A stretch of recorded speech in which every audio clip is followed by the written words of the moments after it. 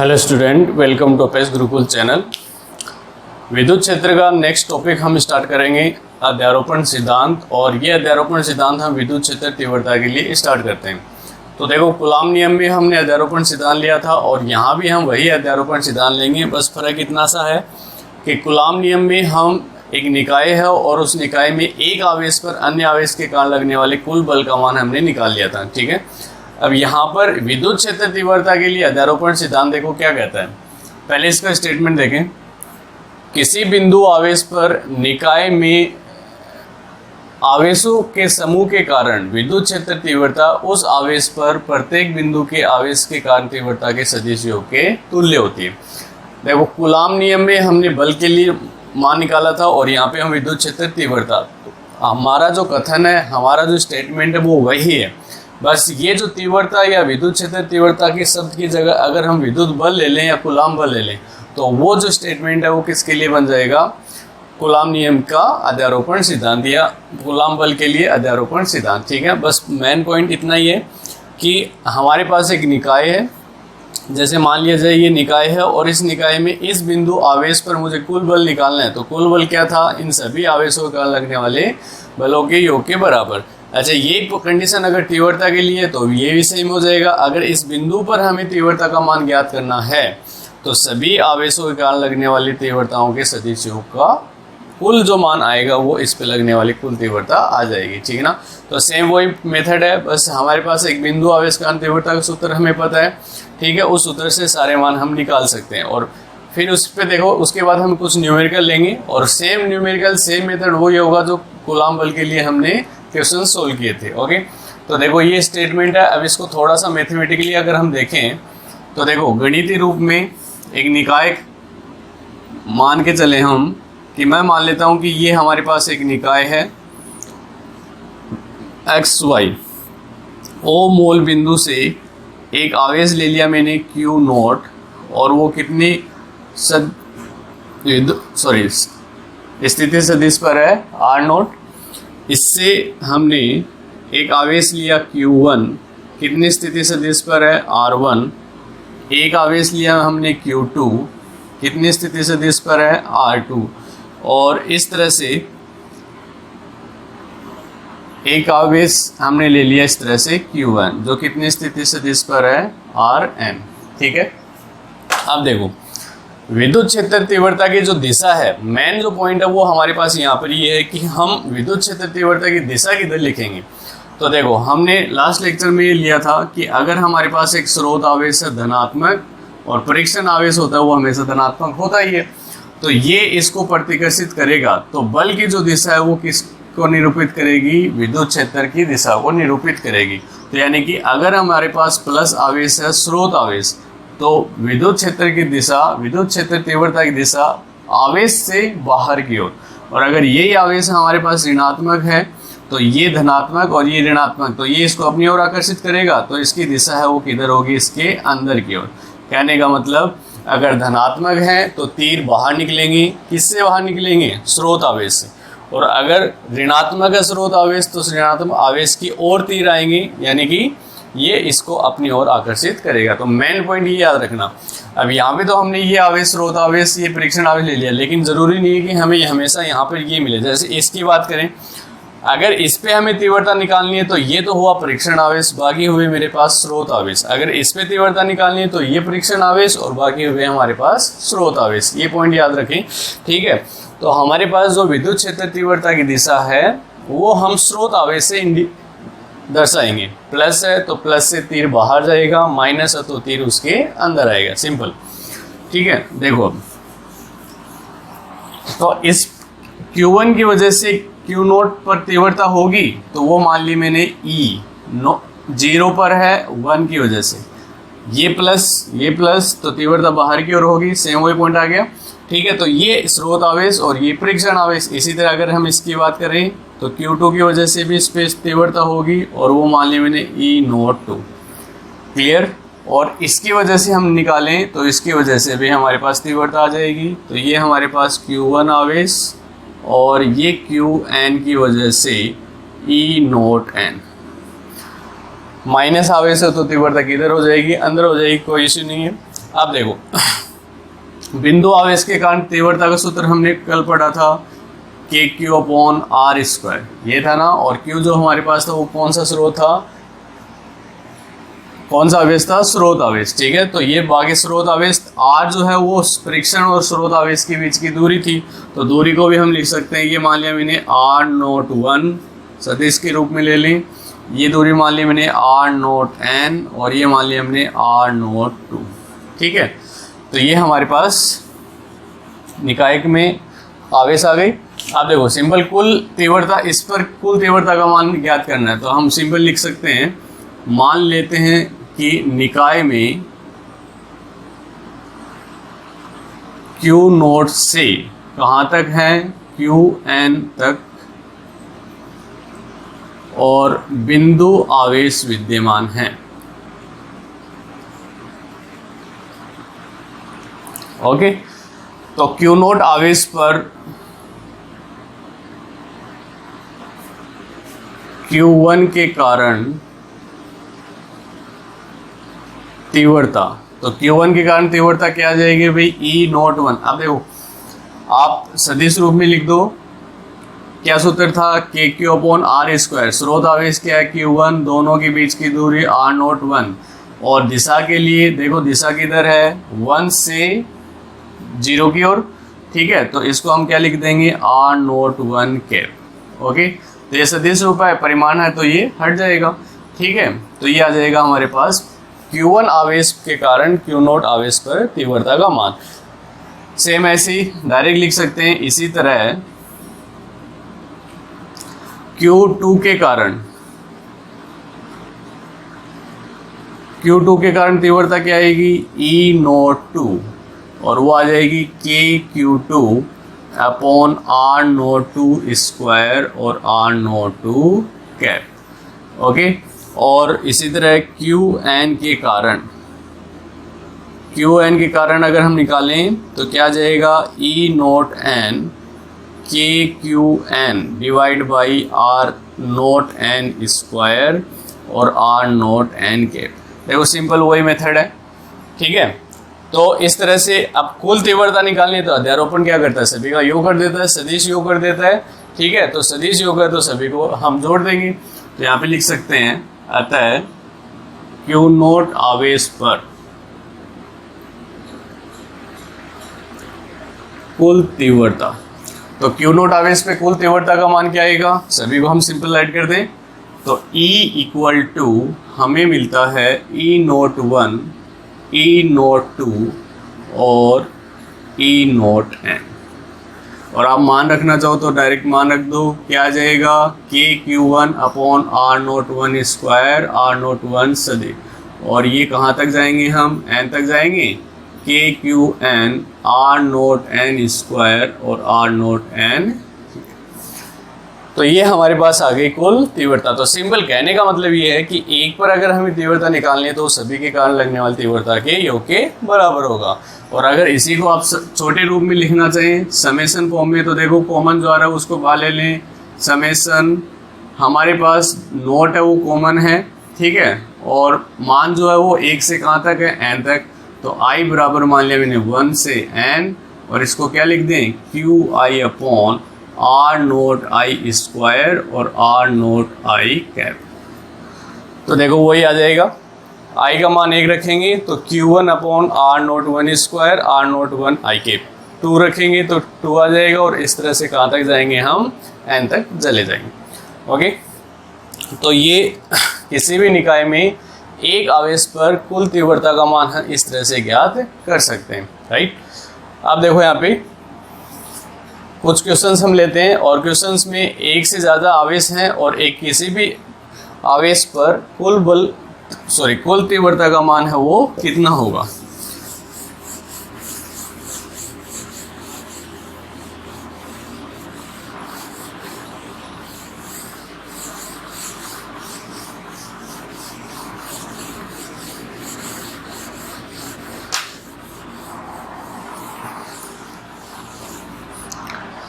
देखो एक क्वेश्चन दिया हुआ है कि हमें एक समबाहु त्रिभुज दिया हुआ है और उसके 2 कोनों पर आवेश है, तो तीसरे कोने पर विद्युत क्षेत्र का परिमाण ज्ञात हमें करना है। तो देखो क्वेश्चन ये है कि एक समबाहु त्रिभुज मुझे दिया हुआ है, ये मान लिया ए, बी और सी, जिसकी भुजा जो है वो हमें दी हुई है ए, और इस ए पर आवेश रखा हुआ है Q और बी पर भी आवेश रखा हुआ है Q, और हमें ज्ञात करना है बिंदु C पर विद्युत क्षेत्र परिमाण। हमें क्या ज्ञात करना है? विद्युत क्षेत्र का परिमाण ज्ञात करना है। अब देखो इस डायग्राम को ध्यान से देखो, ये हमारे पास एक निकाय है और इस निकाय में दो आवेश हैं, इन दोनों की वजह से मुझे यहाँ पे कुल तीव्रता का मान ज्ञात करना है। तो जहाँ भी हमें तीव्रता का मान ज्ञात करना है तो ये वहाँ पर परीक्षण आवेश रखा हुआ, चाहे वो हमें दिया हुआ है या नहीं है, क्योंकि हमने स्टार्टिंग में पढ़ा था कि वो नगण्य एक काल्पनिक रूप में हम ले रहे हैं। तो C पर परीक्षण आवेश रखा हुआ, परीक्षण आवेश है वो हमेशा कैसा होता है? धनात्मक। तो इसका मतलब इसके कारण जो तीव्रता होगी और इसके कारण जो तीव्रता होगी दोनों को हम जोड़ दें, और जोड़ने पर हमें जो कुल मान आएगा वो उस बिंदु पर मिल जाएगा। लेकिन एक पॉइंट मैंने बताया था अध्यारोपण कूलाम नियम के अध्यारोपण सिद्धांत में कि जब भी हमारे पास दो सदिश हैं, दोनों के बीच एक कोण बन रहा है तो उनका एक परिणामी होगा, और परिणामी को हम समांतर चतुर्भुज सदिश योग नियम से ज्ञात करते हैं। ठीक है ना? तो देखो पहले इस डायग्राम को ले लें। तो C पर परीक्षण आवेश रखा हुआ है, तो C पर परीक्षण आवेश रखा हुआ है तो इसका मतलब वो धनात्मक है। तो Q1 पर आवेश है वो धनात्मक, तो यानी कि विद्युत क्षेत्र की दिशा जो होगी वो किधर हो जाएगी? बाहर की ओर। ठीक है, इसको तो विद्युत क्षेत्र की दिशा बाहर की ओर होगी। तो देखो 1 पर और इस ये तो A के कारण तीव्रता है तो इसको नाम देते हैं EA। ओके, इसके कारण तीव्रता होगी वो भी बाहर की ओर होगी, ये भी धनात्मक है, तो ये हमारे पास आ जाएगा EB। ओके, अब देखो ये कोण 60 डिग्री, ये कोण 60, ये कोण 60, तो ये कोण भी कितना होगा? 60, यानी शीर्षाभिमुख कोण है। तो देखो वही कंडीशन आ रही है, दो सदिश हैं, दोनों एक कोण पर हैं, तो इसका मतलब इनका एक परिणामी होगा, और वो परिणामी आएगा वो मान लिया मैंने किसके रूप में आया? E के रूप में आया।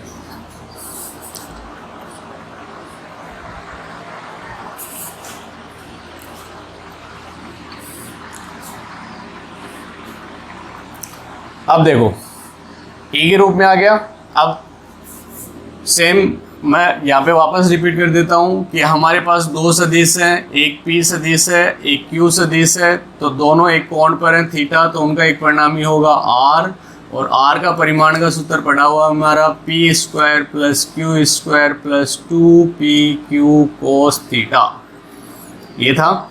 तो सिंपल देखो P का मान है वो EA मान ले, Q का मान है वो EB मान ले, R है वो किसके बराबर है? E के, और थीटा का जो मान है वो कितना है मेरे पास? 60 डिग्री।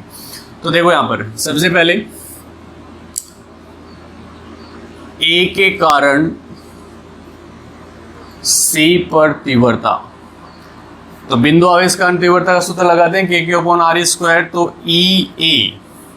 E का मान क्या आ जाएगा? KQ/ दोनों के बीच की दूरी कितनी है भाई? A, तो A स्क्वायर। दिशा की हमें जरूरत नहीं, परिमाण पूछा है।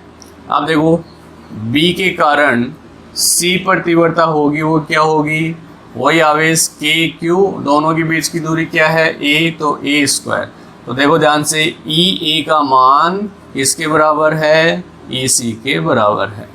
ये इंपॉर्टेंट पॉइंट्स हैं, ये डायरेक्ट हम क्वेश्चन को सोल्व करने के हमारे लिए काफ़ी काम में आते हैं। तो देखो हम यहाँ पे मान लेते हैं यदि EA व EC का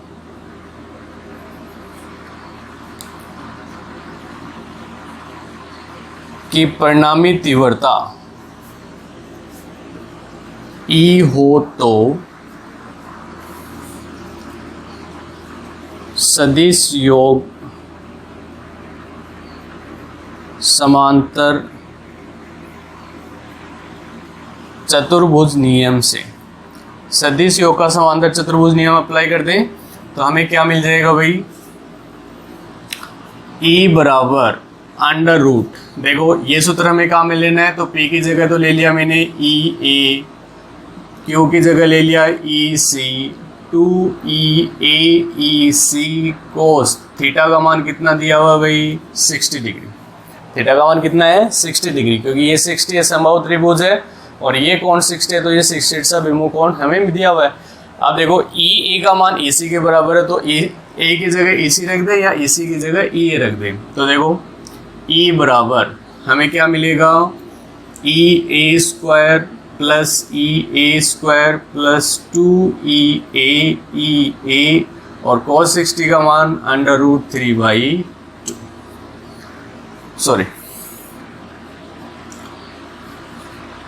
1/2 cos 60 का मान रख दिया हमने। तो देखो हमें क्या मिल जाएगा, EA² तो ये हो जाएगा 2EA², ये कट जाएगा तो EA² तो 2 ये हो गया मेरे पास 3, तो 3EA² का अंडर रूट सोल्व करेंगे तो √3 और इंटू में EA, और EA का मान हमें पता है तो क्या आ जाएगा हमारे पास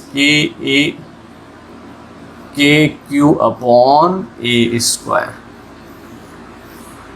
ये हमें मिल जाएगा तीव्रता का मान। ओके, तो सिंपल, एक के कारण तीव्रता, दूसरे कारण तीव्रता, अगर दोनों सीधे एक ही दिशा में है तब तो जोड़ देंगे, अगर वो अलग अलग हैं कोण बनाकर तो परिणाम आएगा। और परिमाण निकालने के लिए सूत्र हमने पढ़ा है समांतर चतुर्भुज योग नियम से, ठीक है। तो और अगर देखो इसकी दिशा भी आपसे पूछता है तो परिणाम की दिशा किधर दिखाई दे रही है आपको, y एक्सिस। तो y अक्ष के लिए अगर हम लिखें तो y अक्ष के लिए एकांक सदिश क्या पढ़ा हमने, j के, तो √3 KQ/A² और इंटू में j के, तो ये किसके रूप में आ जाएगा, सदिश रूप में आ जाएगा। ओके, देखो एक इसी तरह का इक्वेशन और लेते हैं हम।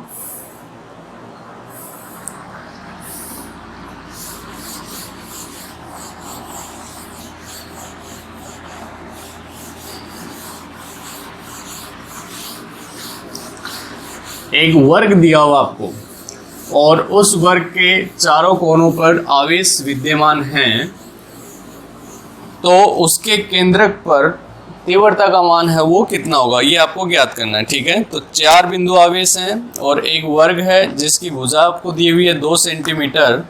देखो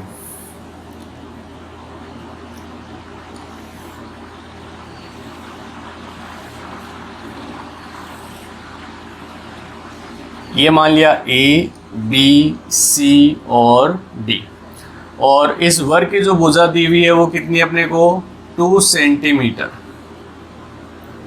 ओके, देखो क्वेश्चन बहुत सिंपल है, वही कॉन्सेप्ट अपना वही है, एक पर हमें निकालना है तो सभी के कारण तीव्रता का योग कर देंगे और सभी पर आवेश रखे हुए हैं, और वो आवेश देखो क्या क्या रखे हुए हैं। इस पर आवेश रखा हुआ है -2Q, इस पे आवेश रखा हुआ है +2Q, इस पे रखा हुआ है -Q और इस पे रखा हुआ है +Q। ओके, अब आपको पूछा है Q का मान हमें दिया हुआ है और Q का जो मान है वो 0.02 माइक्रोकूलम। अब आपको पूछा कि केंद्र O पर विद्युत क्षेत्र तीव्रता व दिशा ज्ञात कीजिए। तो देखो इसका केंद्र विकर्णों का प्रतिच्छेद बिंदु,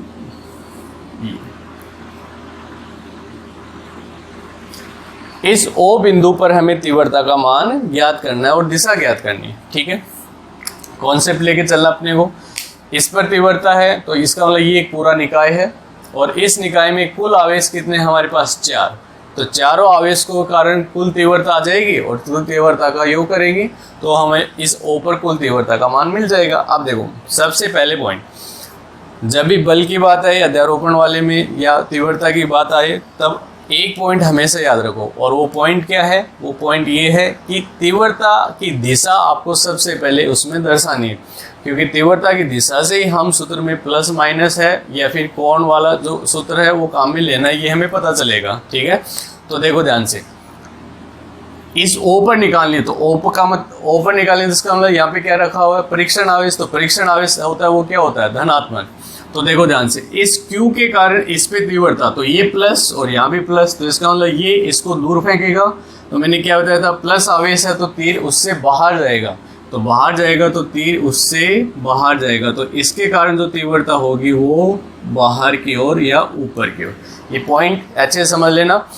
स्रोत आवेश वो है जिसके कारण तीव्रता हमें ज्ञात करनी है, तो इसके कारण तीव्रता ज्ञात करनी है, तो इसके प्लस तो बाहर की ओर। अब इसके देखो, इसके कारण तीव्रता है तो वो किधर होगी, अंदर की ओर, यानी कि तीर इसके अंदर की ओर जाएगा, तो ये आ जाएगा EB, राइट। C की बात करें तो ये प्लस और यहाँ भी प्लस, तो ये बाहर की ओर, तो ये आ जाएगा EC। तो तीर जो बाहर है वो स्रोत आवेश से जाएगा, ये ध्यान रखना, परीक्षण आवेश में हमें नहीं देखना है। ये माइनस है तो इसका मतलब तीव्रता की दिशा बाहर अंदर की ओर। ये हमारे पास आ गया। अब देखो ध्यान से, यहाँ पर एक सदिश तो ये है, एक सदिश ये, इसकी दिशा ऊपर की ओर, इसकी दिशा नीचे, दोनों की दिशा विपरीत है, तो इसका मतलब इनका जो परिणामी आएगा वो दोनों का माइनस होगा। ये नीचे की ओर, ये ऊपर, तो इसका मतलब यहाँ भी जो आएगा वो एक दूसरे का माइनस होगा। बात समझ में आ रही है? तो इसका मतलब इन दोनों का परिणामी एक होगा, इन दोनों का परिणामी भी एक होगा। ठीक है, क्वेश्चन को ध्यान से समझें। तो देखो अब बड़ा कौन है, बड़ा जो होगा उसी तरफ तीव्रता अधिक होगी। तो देखो सूत्र हमारे पास क्या है, E बराबर KQ/R²। दूरी का मान कम है तो E बड़ा होगा, या फिर Q का मान बड़ा है तो E ज़्यादा होगा। अब दूरी की बात करें तो देखो OA, OB, OC, OD सभी के मान है वो क्या है, बराबर है। तो बराबर, तो इसका मतलब जो आवेश का मान ज़्यादा होगा तो वो तीव्रता ज़्यादा होगी। तो यहाँ पे देखो, यहाँ पे आवेश Q, यहाँ पे 2Q, तो मतलब EC का मान है वो क्या होगा, ज़्यादा होगा। तो EC का मान ज़्यादा होगा तो मैं यहाँ पे मेंशन कर देता हूँ कि EA और EC की जो तीव्रता होगी परिणामी वो किधर होगी, नीचे की ओर, क्योंकि ये अधिक है। तो मैं इसको नाम दे देता हूँ, देखो E1। चलो एक डायग्राम और बना देता हूँ नीचे। ये A, B, C और D, तो इसके कारण तीव्रता होगी वो E1, राइट। और E1 जो है वो किसके बराबर होगी, EC माइनस E। ठीक है, विपरीत दिशा माइनस। यहाँ पे देखो बड़ा कौन है, D पर रखा आवेश, तो यहाँ पे तीव्रता ये ज़्यादा होगी ED, तो इसका मतलब इसकी तीव्रता E2। तो मैं यहाँ पे क्या लिख सकता हूँ, E1 बराबर EC माइनस EA और E2 बराबर ED माइनस EB। ओके, तो देखो दो तीव्रता आ गई हमारे पास, E1 और E2। अब सेम वही पॉइंट, दो तीव्रता है, दोनों के बीच ये वाला कोण कितना है, 90 डिग्री। तो 90 डिग्री, तो इसका मतलब इनकी एक परिणामी तीव्रता होगी और परिणामी तीव्रता मान ली हमने E। तो सेम वही पॉइंट आ जाएगा, E का जो मान आएगा वो क्या आएगा भाई, E1 square E2 square plus 2E1 E2, और दोनों के बीच कौन बन रहा है वो कितना बन रहा है, 90 डिग्री। और cos 90 का मान कितना होता है, 0। तो E का जो मान आता है वो कितना मिलेगा मुझे, E1 square plus E2 square. ये हमारा फाइनल आंसर होगा। तो देखो थोड़ा सा लेंथी बनता है लेकिन सिंपल फॉर्म यही है, दो तीव्रता है, दिशा विपरीत है, तो इसका मतलब उनकी परिणामी तीव्रता होगी और परिणामी वो अधिक की ओर होगी। अधिक ये है तो नीचे की ओर तीव्रता E1 EC माइनस E। दो तीव्रताएं हैं, दोनों विपरीत हैं, तो अधिक तीव्रता बड़े वाले की ओर, तो E2 बराबर ED माइनस EB। E1 निकाल लें, E2 निकाल लें, सूत्र में रख दें, तो हमारे पास O पर परिणामी तीव्रता इजीली मिल जाएगी। ठीक है, तो देखो यहाँ पे सबसे पहले हम बात करें E, OA, OB, OC, OD, इन सभी का मान ज्ञात करें तो वो समान होगा। तो देखो OA बराबर OB बराबर OC बराबर OD, तो कोई भी हम मान निकालें, जैसे देखो ये त्रिभुज है अपने पास, पाइथागोरस लगा दें, ABC से ये 2 सेंटीमीटर, ये 2 सेंटीमीटर, तो ये क्या अपने पास कर्ण। ठीक है, तो क्या आ जाएगा अपने पास, AC का स्क्वायर या AC/2, और AC का मान कितना है भाई, 2 स्क्वायर प्लस 2 स्क्वायर/2, तो हमें क्या मिल जाएगा, 4।